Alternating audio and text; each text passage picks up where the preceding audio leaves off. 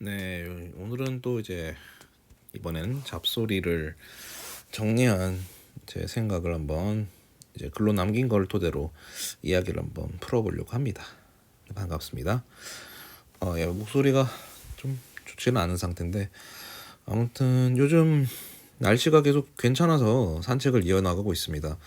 보통 산책할 때 이제 그냥 걷다가 뭐 음료수 하나 이제 사서 이제 걸으면서 이제 여러 자리 잡생각을 하게 되는데 어 주로 이제 심심하니까 이어폰을 챙기고 노래 들으면서 걸으면 의외로 이게 아예 잡생각이 아예 안 나버려서 생각거리가 안 나오더라고요. 그래서 이제 그냥 음료수만 하나 사들고 이제 음료수 간혹 쪽쪽 빨면서 이제 생각 정리하면서 조금 간단한 뭐 워딩이라도 하나 떠오르면 이제 에, 아이폰에 있는 일기 어플에 이제 간단하게 이제 메모하고 그걸 가지고 글감 삼아서 이제 집에 와서 글을 씁니다. 글을 쓰고 이제 녹음할 준비를 나름 하는데 아무래도 뭐 책이나 어록 그리고 기사, 영화나 이런 거에서 나오는 소재보다는 좀 엉성하고 좀 허접해요. 예.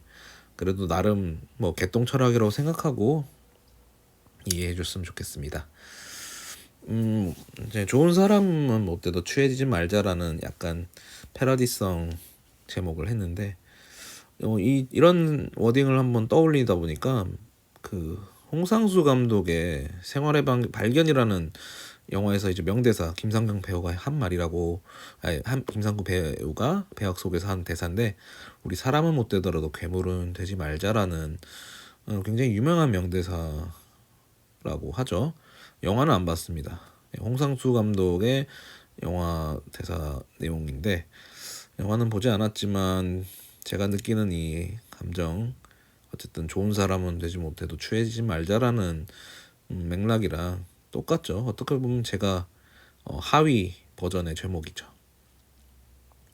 홍상수 감독은 참 그 찌질한 남성들의 심리를 잘 꿰뚫고 있는 분 아닌가 싶습니다. 어떻게 보면은 그 찌질한 심리를 가진 사람 중에 가장 성공한 인물이 아닐까 하는 그냥 제 나름대로 말을 해보고 하는데 참 행보가 독특한 인물이죠. 편들어줄 수 없긴 하지만 어쨌든 참 강력하게 시작하자면 남자는 늙으면 추합니다. 추해지죠. 그냥 제가 남자니까 그냥 이렇게 할게요. 참 그 지독한 경쟁 사회, 특히 그 수컷들 간의 경쟁에서 시장 가치를 잃은 남성에게 어쨌든 이제 자기 스스로를 평가하는 때가 옵니다. 그나마 이제 자기 자신의 가치에 대해 객관적으로 평가하는 사람의 경우는 그나마 이제 사람답게 살 수 있습니다. 어쨌든 자기가 가치가 없는 상황이라는 걸 알면 이를테면 뭐 돈이 없으면 없는 대로 이제 공상맞게 살던지 아니면 이제 주변에 뭐 이성이 없다면 그냥 이성이 없는 내 삶에 대해서 그냥 받아들입니다. 사실 뭐 돈이 없으면 뭐 여자가 없으면 만들면 되는 거 아니냐라는 마음가짐을 가진 남성은 그것 자체가 이미 경쟁력이 있는 남성이라서 시장 가치를 잃은 남성이 아닙니다. 그런 사람들은 추하다기보다는 멋지게 늙을 수 있죠. 그런 사람들은 제가 말하는 형태의 추한 남성이 아니고 그런 사람은 애초에 추해지지 않습니다. 근데 이제 저와 같이 이제 어떻게 보면 시장 가치를 잃은 상장이 폐지된 주식임을 인정하는 남성들에게는 더 이상 그 취해져서는 안 된다는 마음가짐을 가지고 살아야 돼요. 왜냐면 이제 그 다음 사람들을 말하고자 함이 이제 전제 조건이었는데 이제 그 경쟁에서 이게 좀 경쟁이라는 표현이 좀 잔혹하긴 한데 어쨌든 그래도 첨언을 하자면 유인원 중에 그러니까 남성 인간 수컷의 경쟁 사회는 그나마 너그러운 공간입니다. 왜냐면 이제 그러니까 동물 전체를 포함해서 수컷의 99%는 대체로 짝짓기를 하지 못하고 죽어요. 우리는 그렇게까지 되지는 않잖아요. 뭐 짝짓기 못한다고 해서 죽지는 않으니까요. 뭐 돈이 없으면 보조라도 받을 수 있죠. 그러니까 목숨이라도 부지할 수 있는데 이 물론 이제 하는 말이고 경쟁에서 이제 나가 떨어진 남성들 중에서 자기 가치 하락을 자기 스스로에게 찾지 않고 외부에서 이제 찾는 그런 경우가 있습니다. 뭐 어떻게 보면 가볍게 소설 속에서 뭐 아큐처럼 정신승리 하는 부류가 있을 법도 하고요. 아니면 뭐 사회에 대한 뭐 제도 탓, 사회 탓하는 부류도 있겠죠. 근데 사실 제도나 사회를 탓하는 케이스는 굉장히 양반이라고 저는 생각합니다. 어차피 그냥 술자리에서 그냥 비슷한 친구들이랑 그냥 조금 술자리에서 고성 좀 내면서 고성방가 조금 하면서 이제 그 다음날 술 기운으로 이제 해장하면서 그냥 끝내는, 그렇게 분노를 해소해버리면 특별히 남한테 피해를 주진 않죠. 물론 술자리에서 고성을 하면은 주변 사람들의 폐해는 끼치지만 실제적으로 이제 뭐 충돌이 일어나는 그런 케이스는 드무니까요. 근데 이제 문제는 이런 경우를 떠나서 실제적인 관계 속에서 그 공격성, 그런 분노를 표출하는 유형의 사람들이 문제입니다. 어떤 자신의 가치 하락을, 자신이 경쟁에서 밀려난 수컷인 점, 그런 자기의 못남을 감추기 위해서 자신보다 약한 약자를 향해서 그 공격성을 드러내죠. 일단 괴롭힌다는 의미가 되겠죠. 이런 부류의 사람이 일종의 뭐 직급이라는 체계를 가지고 있는 직업을 가지고 있다면 굉장한 괴물이 되겠죠.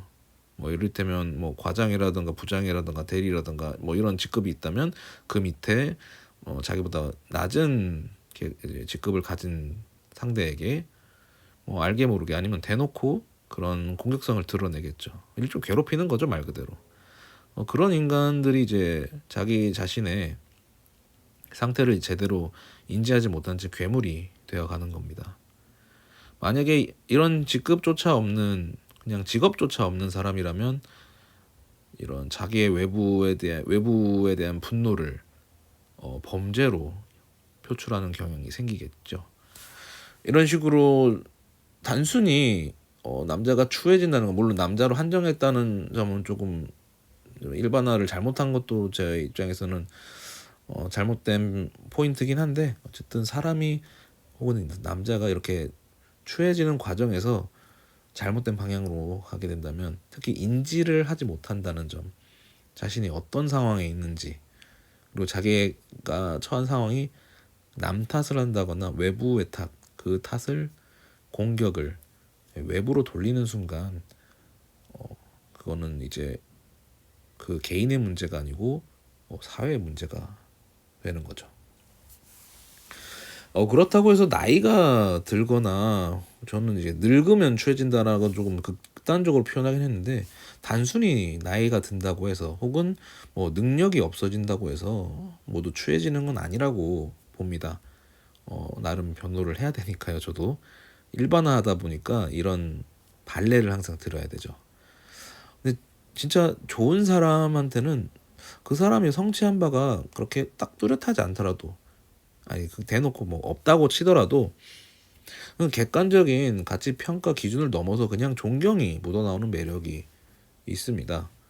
그냥 개인적인 사례를 들자면, 제가 학교 다닐 때, 보통 학교 다니면 이제 뭐 대학교면 이를테면 보통 정교수를 좀 많이 따르잖아요. 왜냐면 정교수한테 잘 보여야 나중에 그분이 여는 강좌도 많고 그분에게 들어야 될 뭐 필수적인 강의도 많으니까 당연히 그분한테 이른바 싸바싸바 해가지고 좋은 학점 얻는 게 편한데, 저는 그냥 그게 싫었어요. 왜냐면 그분은 어쨌든 정교수 위치니까 성취한 바도 있고 능력도 있다고 치지만 저는 인간적으로 별로 마음에 들지 않고 좋은 사람이라는 느낌이 들지 않았습니다. 근데 뭐 그냥 이대로 말할게요. 시간 강사 분이 계셨습니다. 저랑 같은 학교의 선배님이시면서 이제 저한테는 이제 선생님인 거죠. 근데 어쨌든 뭐 계약 신분이기 때문에 시간 강사일 수밖에 없는 입장이지만, 저한테는 정 교수보다 그분이 선생님이었고, 그분이 하는 말 한마디 한마디가 저한테는 더 영향이 컸고, 저는 일부러 그분하고 만나고 싶어서 술자리도 찾아가고 그분이 좋아하는 만한 그 시절의 노래를 부르기도 했습니다. 자발적으로.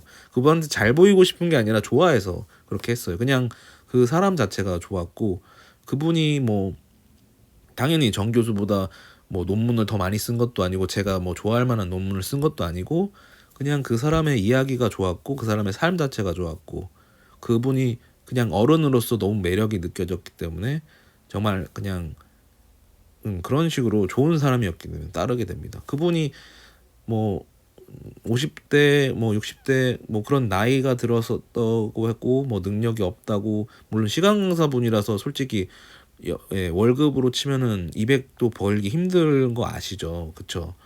근데 그분이 얼마를 벌건 뭐 그분의 나이가 뭐 꼰대 수준의 나이가 됐건 그런 건 상관없이 그냥 좋은 사람이 어떤 건가에 대해서 느낄 수 있는 그런 좋은 사례였어요. 그래서 많이 생각나고 그렇게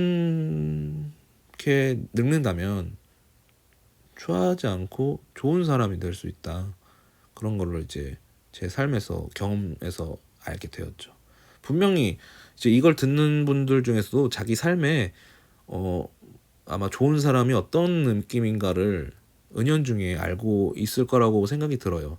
그래서 제가 이제 처음에 서두에 늙으면 추해진다라는 강력한 메시지를 던졌지만 그렇지 않다. 더 강력한 발레가 있다는 사실을 저는 경험 통해서 알기 때문에 더 메시지를 전달할 수 있었던 거고요. 그래서 저는 그분을 생각하면서 그분처럼 좋은 사람이 되기까지는 힘들지만 그렇게까지는 바라지도 않고 그저 추해지지 않으려고 많이 생각이 들어요. 왜냐하면 그렇게 좋은 경험을 했지만 주변에 이렇게 돌이켜 보면은 참 이렇게 뒤돌면서 나는 저렇게 취해지지 말아야지 이런 생각을 할 때가 좀 많아요. 솔직히. 네. 그래서 요즘 그런 말 많이 하잖아요. 메타인지라는 표현 진짜 너도 나도 쓰는데 그러니까 나도 포함해서 그 말을 많이 쓰는데 진짜 메타인지가 나를 포함해서 정말 필요한 사람들이 많습니다. 그러니까 자기가 자기 자신이 어떤 사람인지 어떤 상태에 놓여 있는지 그런 자기 객관화가 엄청나게 필요한 거죠. 그러니까 내가 나 자신을 어떤 식으로 인지하고 있는지에 대해서 마치 제3자의 시선이 쳐다보는 듯한 그러니까 내가 나를 뭐 이렇게 이를테면 하늘 위에서 쳐다보듯이 심리적으로 그런 식으로 훈련이 필요하다고 봐요. 내가 지금 왜 이런 생각을 하고 있지? 이 생각의 토대는 뭘까? 이렇게 조금 어쨌든 우리 지금 저 고졸입니다만 어쨌든 그래도 중등교육까지는 다 받은 사람들인데 어느 정도 고차원적인 메타인지는 유행 따라 해야 되지 않겠습니까? 그래야 좋은 사람은 못 돼도 추한 인간으로 늙진 않는다고 생각이 듭니다. 내가 왜 이렇게 추해졌을까? 그렇게 생각하는 때는 이미 저는 늦었다고 보거든요. 아무튼 좋은 이야기가 되었는지는 잘 모르겠지만 저는 개인적으로 좋은 사람이 내 인생에서 어떤 사람이었는지 추억하는 시간이 잠깐 돼가지고 조금 기분이 좋네요. 사실 이건 글을 쓴 내용에는 없던 돌발적인 예시였는데 약간 좀 감정에 이입해서 그 선생님을 좀 떠올려 봤습니다. 네, 아무튼 그 선생님 잘 지내셨으면 좋겠는데 아마 최근에 저기 모 대학교에 임용이 잘 돼가지고 연락을 한번 해보고 싶긴 한데 연락처가 없네요. 아무튼 좋은 이야기가 되었으면 하는 바람이 있고요. 나중에 또 좋은 이야기 생기면 또 올려보도록 하겠습니다. 네, 지금까지 또 들어줘서 너무나 감사드립니다.